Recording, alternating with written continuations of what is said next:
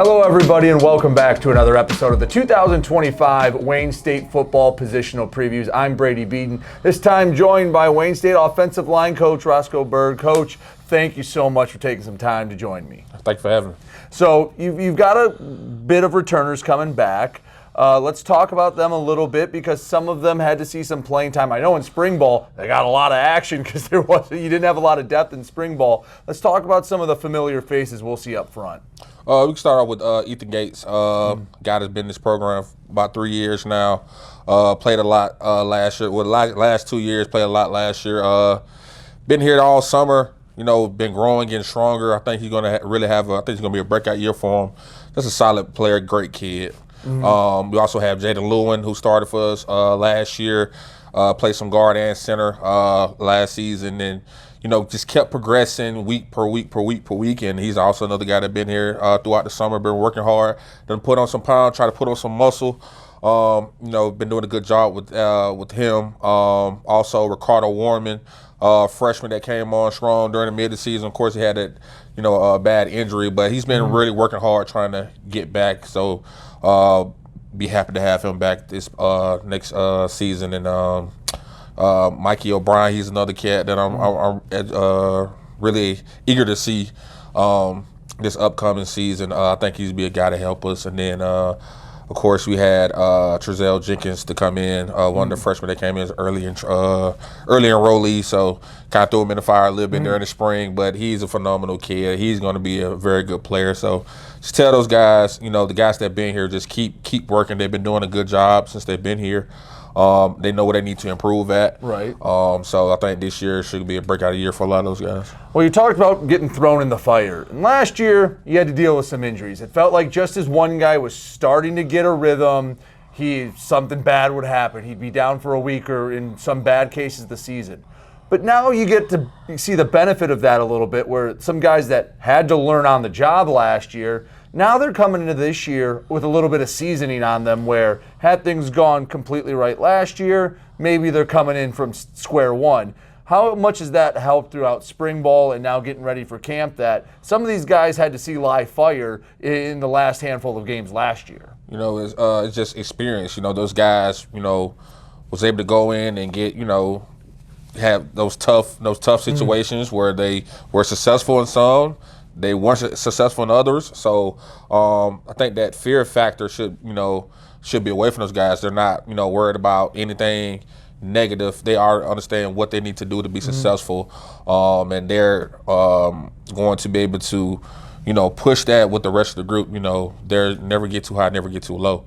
Always stay focused and keep, finishing. So the experience that those guys got last year is going to really help us this year. So I do have to ask, it's not a unique experience to this spring ball. Other programs have to deal with it.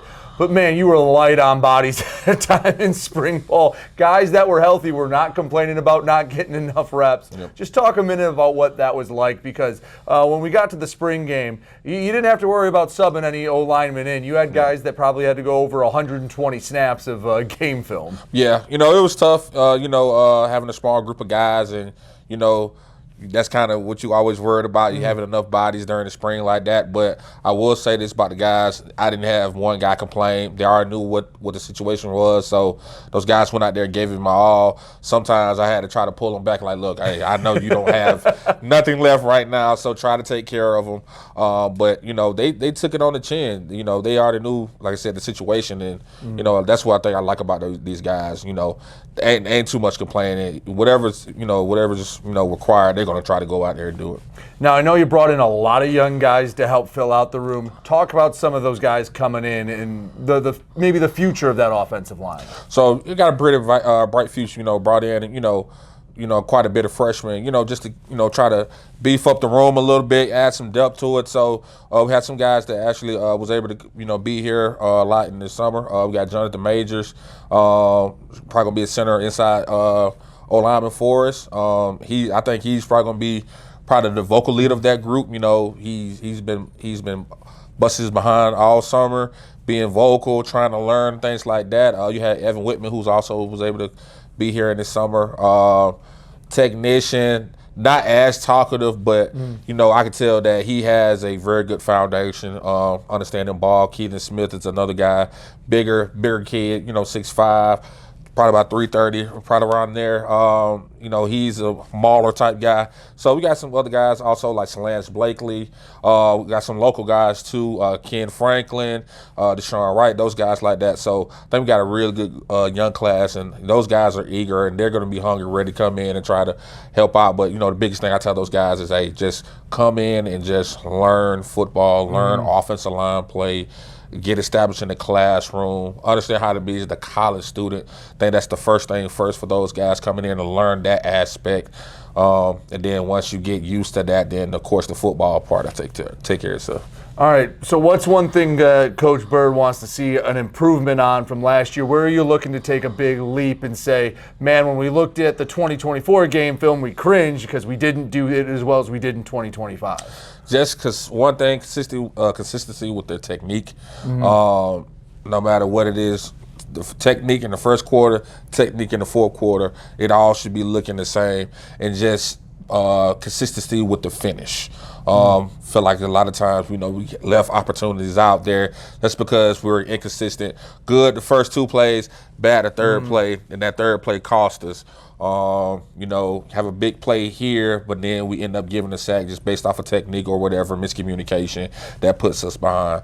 You know, I think we were in, you know, in a lot of games in a position where I felt like the O-line, if we would have did a better job, then it takes care of a lot of things. So, and I know that the guys, especially returners, they, you know, getting film study and seeing like, oh man, we're right there, what it takes us to get to that next step, and it's all about being consistent.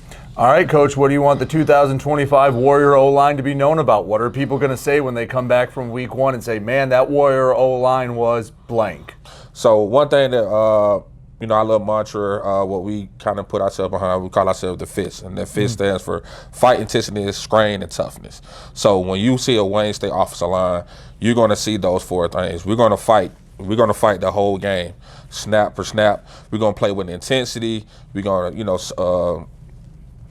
celebrate each other. We're going to tap each other on the hat, encourage our teammates. We're going to scream. We're going to fight to the end, you know, whatever it takes. And we're going to be tough no matter what situation is. Hey, they give us a good shot, we're going to give it a good shot back.